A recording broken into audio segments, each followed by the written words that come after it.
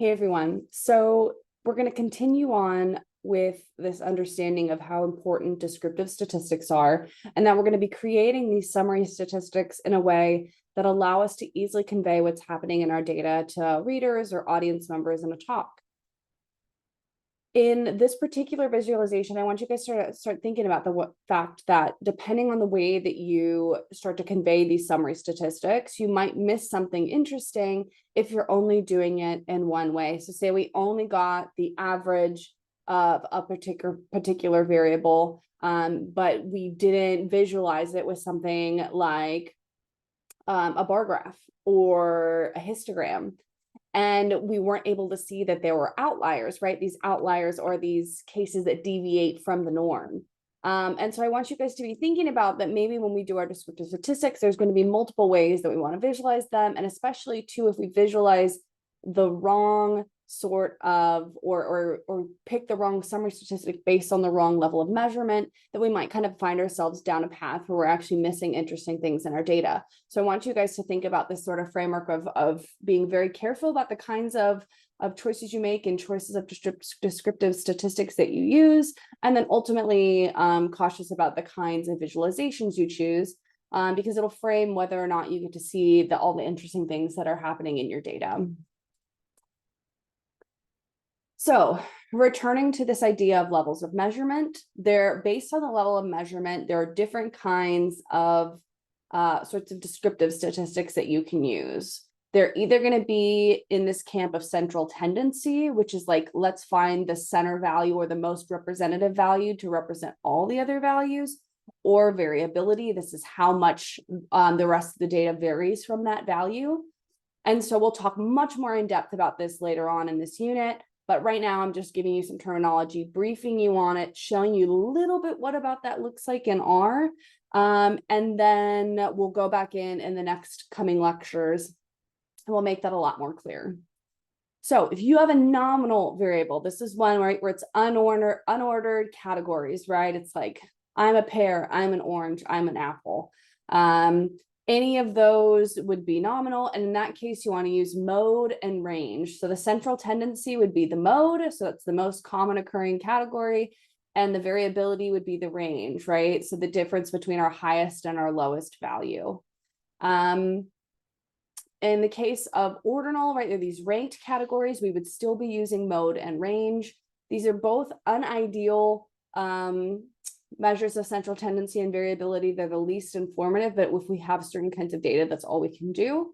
But if we have interval ratio, which a lot of times we do have, we can look at the mean or the median value of that, right? The mean is just the average. The median value is that middle value. And both of those are very informative to the rest of the data, right? And so it's a good measure of central tendency. And then we can also use things like standard deviation and range in the case of interval and interval or ratio. And the standard deviation as the measure of variability is much more nuanced because it tells you how much the rest of the data points differ from that measure of central tendency that you chose, which is usually the mean or the average. So those are going to be the sort of terminologies that I want you guys to kind of start laying the foundation for right now. So if you have nominal, ordinal, mode, or range, if you have interval ratio, you could use mean, median for central tendency or standard deviation and range. So kind of solidify that stuff now, understand that it's not going to make a whole ton of sense at the moment, but once we round around again to understanding and calculating these things, it's going to make a lot more sense. So what does this kind of look like in action? So this is a primer to R, and it's also a primer to understanding the mean, median, and the mode.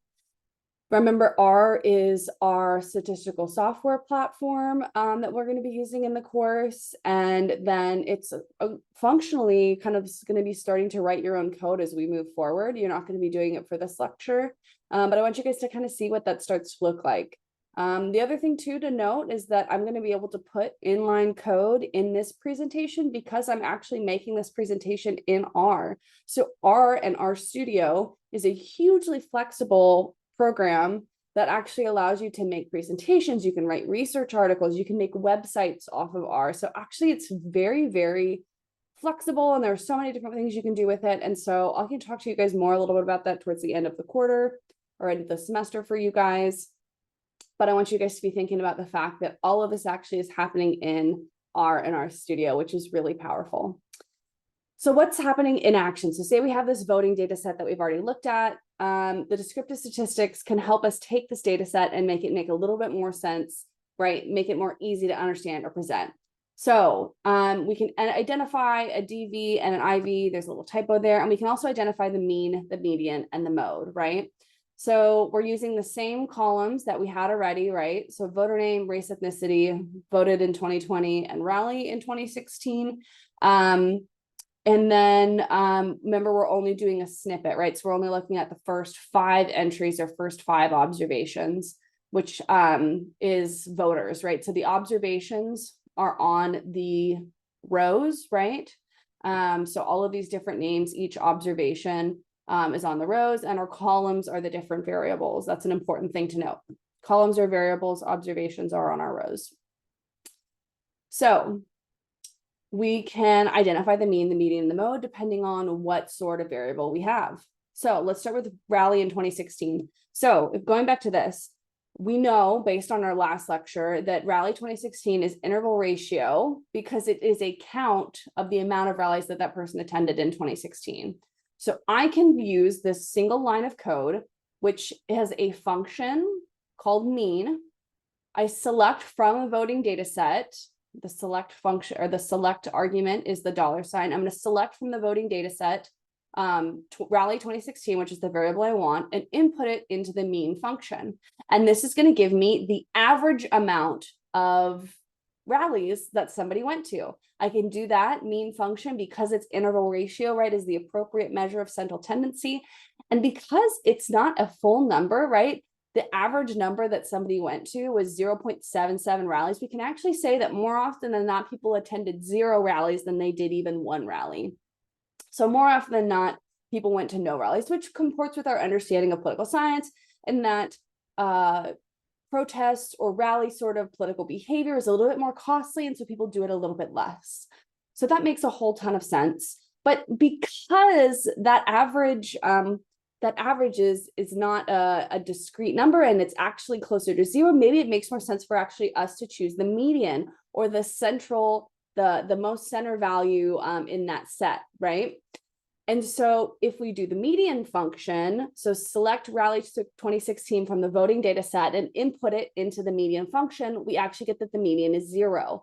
So our median value of rally attendance was 0, which makes actually a little bit more sense than saying that somebody went to 0.77 rallies, because they didn't go to that. It's just that more people went to 0 than not. And mathematically, the way you calculate the average will not recognize the fact that it doesn't, a 0.77 rally doesn't exist. So I want you guys to keep this in mind, because they're going to be pros and cons to choosing mean or median that we'll talk about later on. These are going to be your best sort of measures of central tendency, but they're going to be reasons why you'd want to choose one or the other in practice, right? So this is your first kind of glimpse into R, and we're looking at measures of central tendency for rally 2016. So let's get a little bit more complicated. So the mode, or the most commonly occurring value in a set, is going to be perfect for our nominal or ordinal variables. Now, R doesn't have a function like mean and median featured in blue that calculates the mode. So what I did is I created a function. We're not going to talk about all the details in here. I created a function that's just going to count all those unique values and see which one happens the most, basically. And I'm going to create that function, make it called get mode. So now I have my own original function called get mode, where I select out of the voting data set the race and ethnicity variable. Maybe I want to find the most common occurring race in that set. And in this case, we find out that that's 4. So say 4 was Asian Americans. There were more Asian Americans than any other race in that sample. And so you can find the modal category by doing something like this. We also are able to use more broad functions that R has in order to find these sort of summary statistics. So R actually has some built-in functionality to just summarize across all these things that we might care about. So we see the summary function when we select rally 2016 out of the voting ones, so we're back in the world of interval ratio. We get our median, which we know was 0. Our mean stays the same at 0.77.